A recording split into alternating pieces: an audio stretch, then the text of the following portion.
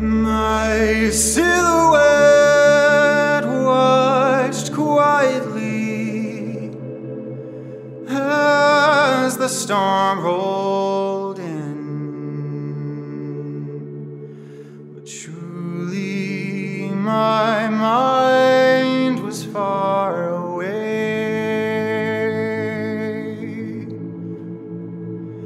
I traveled to distant worlds and times that have yet to begin, 'cause no one was there to make me stay. We say those worlds aren't real. Reality cannot be bent. But if you were not there to wake me up,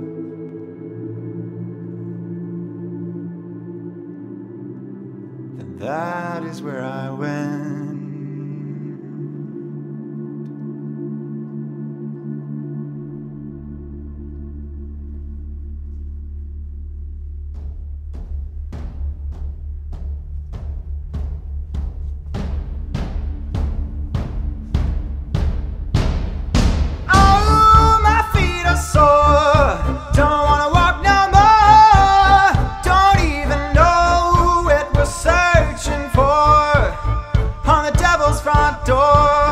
On the devil's front door.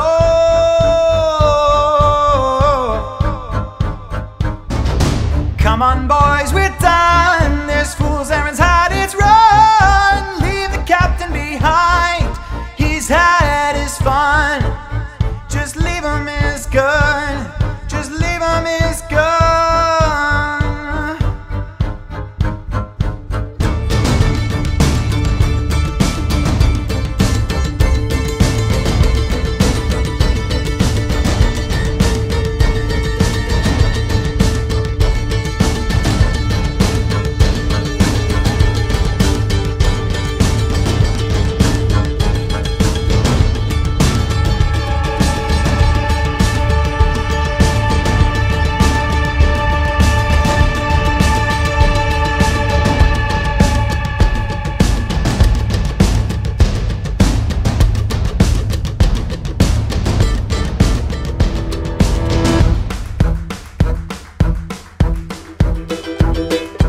Run, run, run away. The sky is falling and you cannot stay. The men behind you have gone astray. Run, run, run away.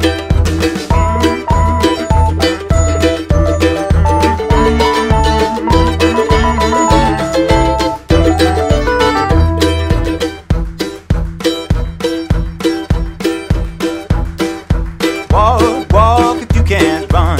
Pick up the pace if you hear the gun. Remember why and what you've done. Walk if you can run. La la da da da da da. La da da da da da. La la la la la la la la la la la.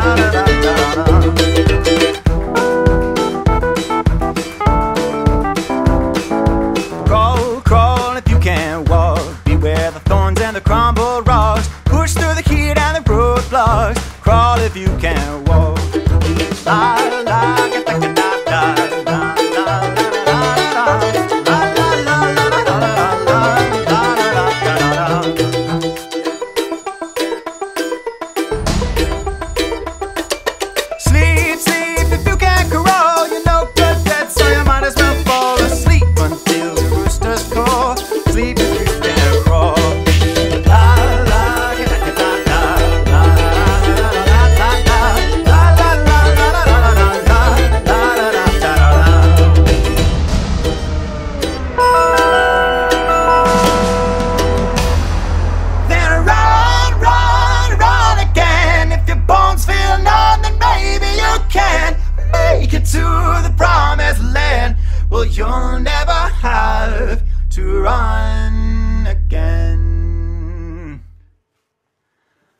Welcome back. It was so fun to do this little house concert last time, so I decided to do it again.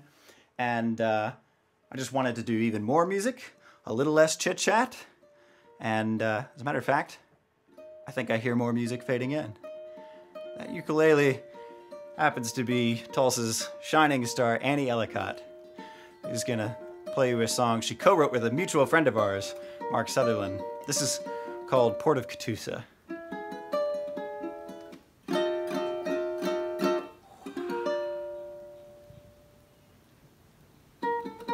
We said goodbye at the port of Catoosa.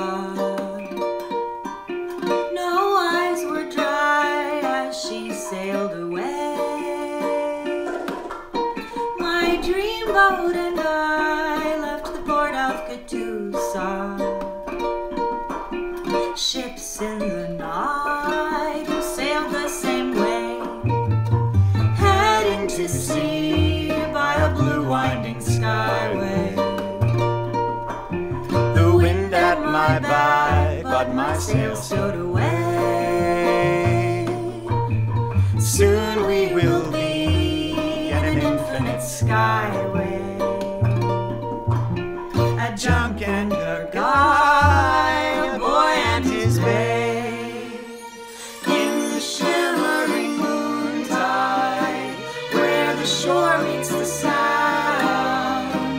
Deep below the horizon, can what we have lost at last be found.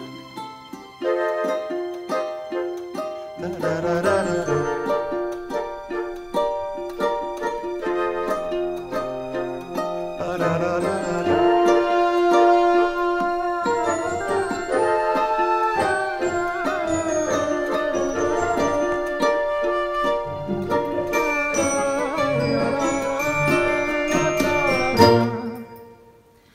In the shimmering moontide, where the shore meets the sound, deep below the horizon, can what we have lost at last be found. We'll find it all when we pass the Big Easy, drinking our wine as the land slips away. Make me your home, said the ocean to please me, and I'll make you mine, my couchon de lait. I'll make you mine, my couchon de lait. I'll make you mine, my couchon de lait.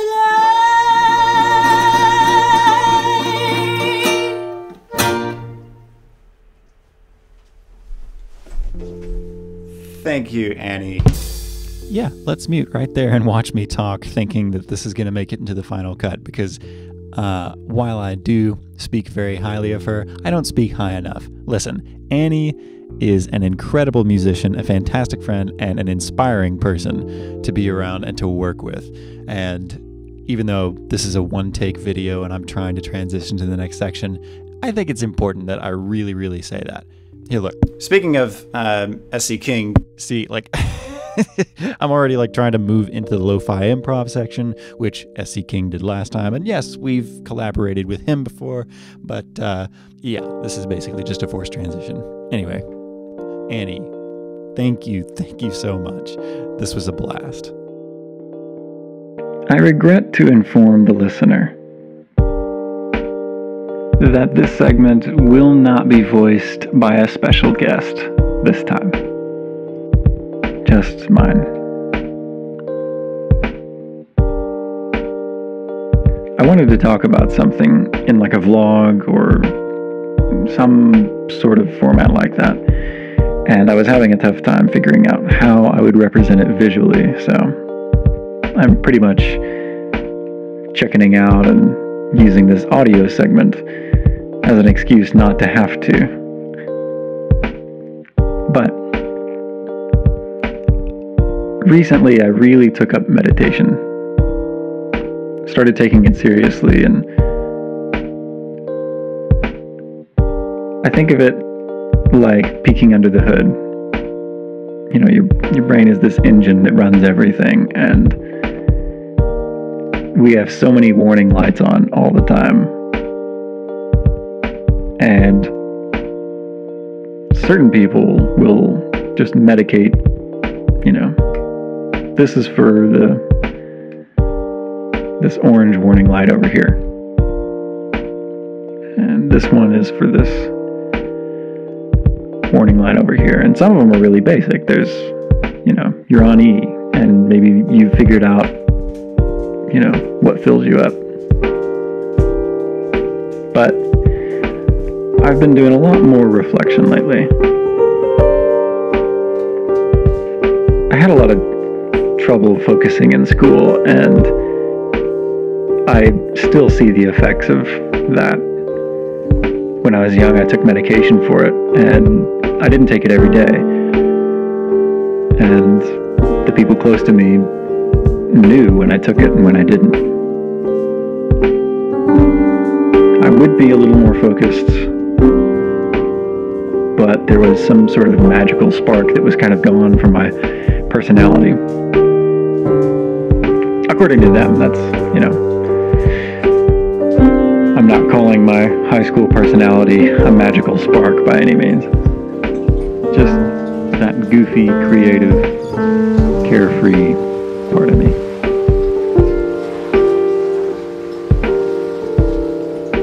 Now in this stage of life, I've been figuring out some things about myself.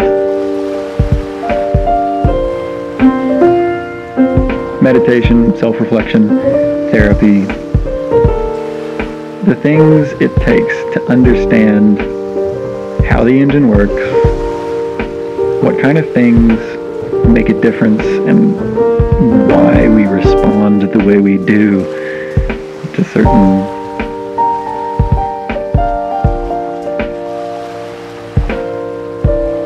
things that happen in life.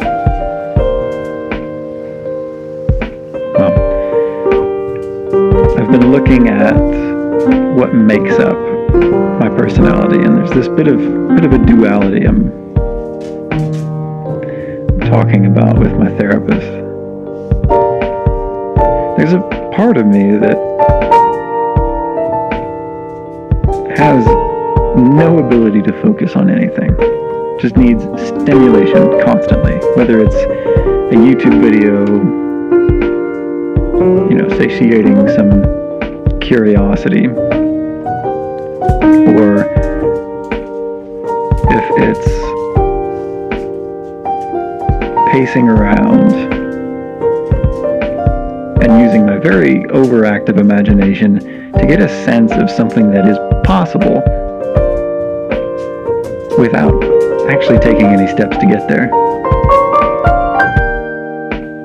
That's one half of me. But in the last couple months, I started having days where the other half of me took the steering wheel. One that was not afraid to take action. One that was able to overcome anxiety. You see, like, procrastination was one of my biggest issues, and suddenly it was manageable. It's like a diving board, and you're a little kid, and you're trying to jump off of the diving board, but some instinct inside of you is saying, this will kill you.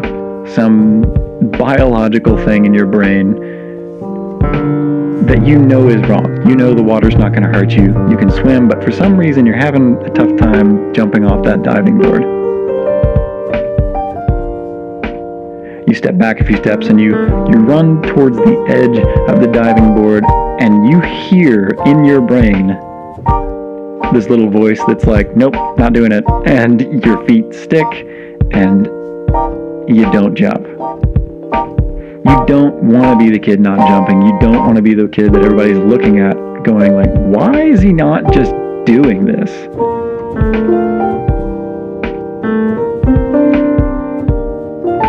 it's embarrassing to not be able to just do a simple task that you want done, and you don't want anybody else to do it. That's an infuriating thing to deal with. And then suddenly one day,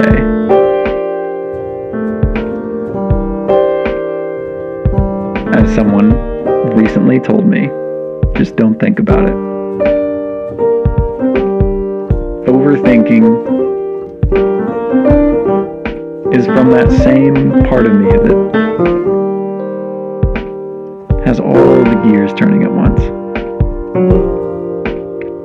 See, meditation and self-reflection and therapy, these things allow you to understand things about yourself that you might not have before. And so I've had the most productive days of my life for the last several weeks.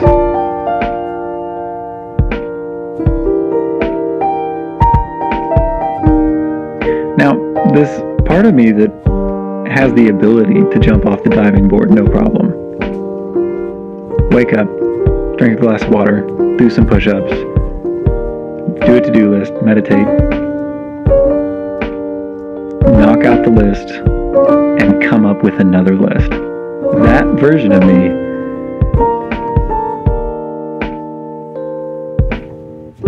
needs the other one. Because the other one is the one with the imagination. The other one is the one that, maybe I can feed that half of me for a little bit. Maybe we can pace around for a couple hours. We got a lot done today. Maybe now we can talk internally about this idea that we've got. Now there's no guilt. Now there's no anxiety about something that needed to get done. Now I'm not just dreaming without action.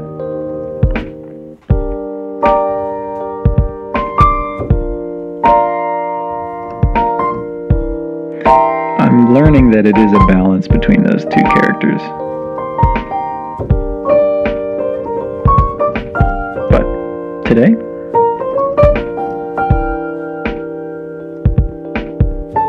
I got several big things done on multiple projects. I took care of my health. I ate healthy. I did push-ups throughout the day.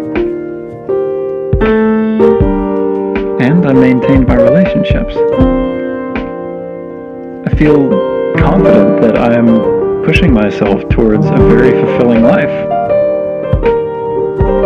I wish I was doing this 10 years ago. I wish instead of, for years, starting to think more and more that my biggest dreams were impossible, because I was just never going to have the work ethic to do it. Well, that's a sad way to live. Not only regret about the past, but regret about a future that hasn't happened yet. I was starting to accept the idea that I was never going to figure myself out. And then I did. So, the big takeaway I hope you have from this is that you have to take care of your mental health. You have to look in. You have to peek under the hood. Go to therapy. Meditate. Spend time asking yourself, what's going on with me today? I'm not stupid. I know that this isn't the only thing I have to figure out. But this was a big one.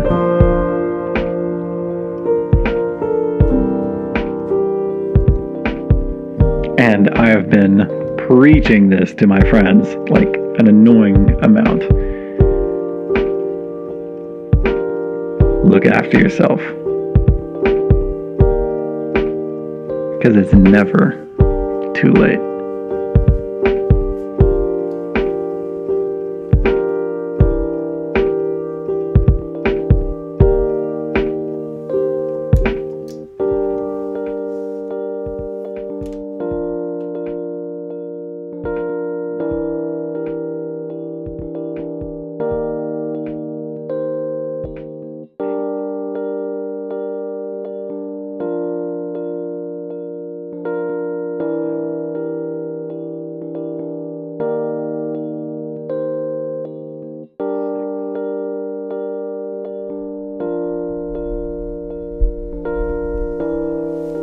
brings us to the end of our house concert tonight.